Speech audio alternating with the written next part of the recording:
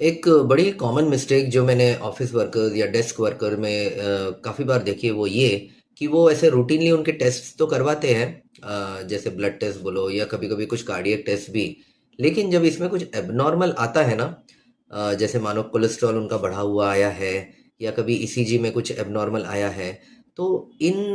Abnormal abnormal test के लिए आगे वो कुछ नहीं करते हैं और उनका ये मानना होता है कि भाई मुझे कुछ कंप्लेंट्स तो हो नहीं रहे, कुछ तकलीफ तो हो नहीं रही है, तो इसके लिए आगे कुछ करने की ज़रूरत नहीं है। याद रखिए, जो लोग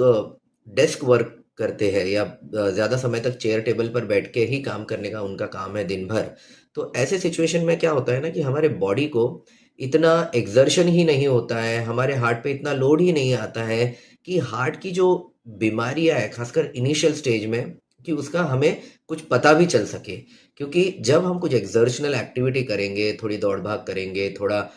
थकाने वाले काम करेंगे, तब कहीं जाके हमारे हार्ट को ऐसे सिचुएशन में जब ज़्यादा ब्लड सप्लाई की ज़रूरत पड़ती है और उस टाइम पे अगर हार्ट की कोई बीमारी है, हार्ट की कोई नस में ब्लॉकेज है, तो कैसा जो एक्स्ट्रा ब्लड सप्लाई है फिर हमें मिलता नहीं है उस ब्लॉकेज की वजह से। और तब कहीं जाके हमें ये पता चल सकता है कि हार्ट में सच में कुछ बीमारी है या नहीं। अगर आप दिन भर बैठे ही रहेंगे, हार्ट को कुछ एक्स्ट्रा कुछ काम करने की ज़रूरत ही नहीं है, तो जो थोड़ा बहुत ब्लड सप्लाई हार्ट को मिल रहा है ब्लॉकेज के थ्रू, उसमें ही उसका काम चल जाएगा और कुछ तकलीफ नहीं होगी। बट द मोमेंट आप पे कोई भी फिजिकल स्ट्रेस आए या कोई मेंटल स्ट्रेस आए, उस टाइम पे सारी मुसीबत खड़ी हो जाती है। उस टाइम पे हार्ट को फास्ट बीट करना पड़ता है, ज़्यादा ब्लड सप्लाई की ज़रूरत पड़ती है। अगर आपके हार्ट की नस में ऑलरेडी ब्लॉकेज है जो अब तक डायग्नोज नहीं हुआ है, तो ऐसी सिचुएशन में हार्ट अटैक आने का जो रिस्क है बढ़ जाता है। तो अगर आप एक डेस्क वर्कर है, आपने रूटीन टेस्ट करवाए हैं जिसमें कुछ एबनॉर्मेलिटी आई है, तो प्लीज़ उसको इग्नोर मत करिए। एक बार जाके अपने कार्डियोलॉजिस्ट को मिलिए, रिपोर्ट्स दिखाइए